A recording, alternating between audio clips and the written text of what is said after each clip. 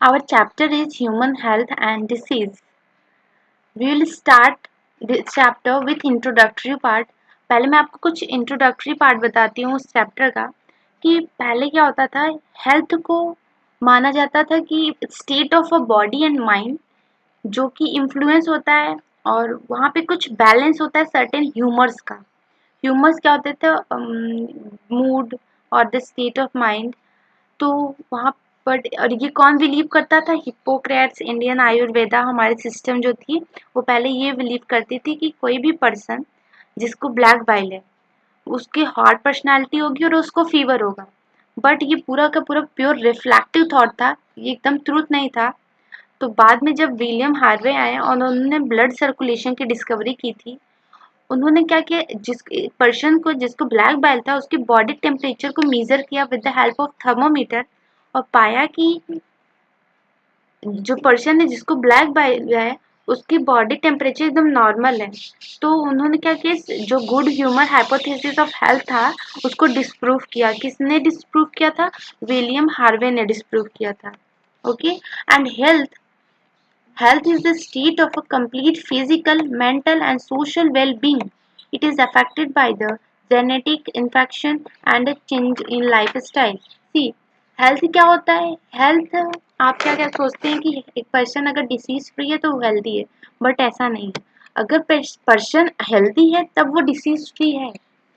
May be because health सिर्फ disease free होना ही नहीं, बल्कि वो फिजिकली, मेंटली, सोशली वेलबींग हो अगर पर्सन, तब वो हेल्दी कहलाएगा।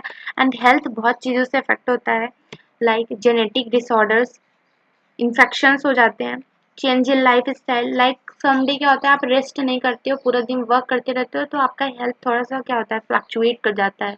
आप टायर्ड फील करते हो तो आप हेल्दी उस टाइम नहीं हो ना, तो आप वो लाइफ स्टाइल के थ्रू भी हमारा हेल्थ इफेक्ट होता है। Mind influence our immune system, that is neural and endocrine system, and thereby our mind influence our body, that is our health. आपको पता है कि हमारा माइंड जो होता है वो किसके द्वारा इन्फ्लुएंस होता है कि हमारा माइंड अच्छा है? हमारे इम्यून सिस्टम द्वारा। और इम्यून सिस्टम कौन कौन से होता है? That is neural and endocrine system. और जो हमारा माइंड अगर सही है, माइंड एंड मेंटल स्टेबिलिटी अगर सही है, तो वो हमारे हेल्थ को अफेक्ट करेगा, हमारे हेल्थ भी सही होगा। When the functioning of the organ and system of a body is adversely affected, it is called disease. अगर हमारी बॉडी में ऑर्गन या फिर कोई सिस्टम है बॉडी का वो अफेक्ट है तो उसे हम पर्सन को डिसीज कहेंगे, deceased person. That is the disease दो टाइप के होते हैं, एक तो इन्फेक्शियस होता है जो कि ट्रांसमिट होता है एक पर्सन से दूसरे पर्सन के थ्रू, और दूसरा क्या होता है, non infectious, that is do not transmit, वो ट्रांसमिट नहीं कर सकता। लाइक आप कैंसर जानते होंगे, कैंसर ट्रांसमिट नहीं होता है।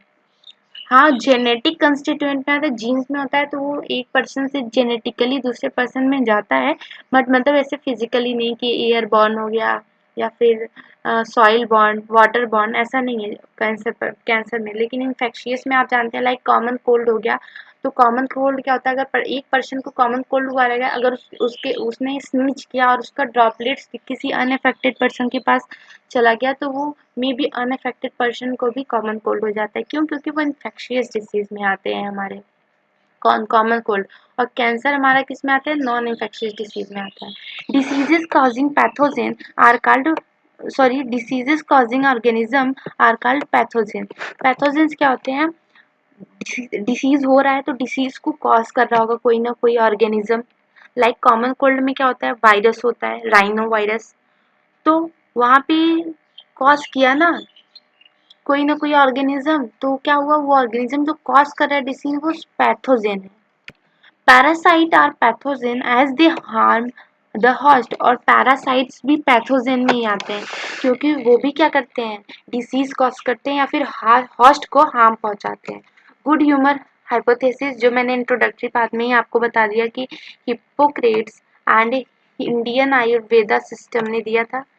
वो बिलीव करते थे कि health is a state of a body and mind where there is a balance of certain humor, जहाँ पे कुछ बैलेंस्ड होता है certain humors का। और अगर पर्सन को ब्लैक बॉयल है तो उसको क्या कहते थे, हॉट पर्सनालिटी है और उसको फीवर है। बट विलियम हार्वे जब आए जिन्होंने ब्लड सर्कुलेशन की डिस्कवरी की, उन्होंने इस हाइपोथेसिस को डिस्प्रूव किया। कैसे? उन्होंने एक जो पर्सन सफ़र कर रहा था ब्लैक बाइल, उसके बॉडी टेम्परेचर को नापा था उसको और फाइंड किया कि उस पर्सन का जो बॉडी टेम्परेचर है नॉर्मल है। तो वही बताया कि बाय यूजिंग थर्मोमीटर, और उन्होंने इस हाइपोथेसिस, गुड ह्यूमन हाइपोथेसिस को डिस्प्रूव कर दिया था। This is all about introductory part of human health and disease.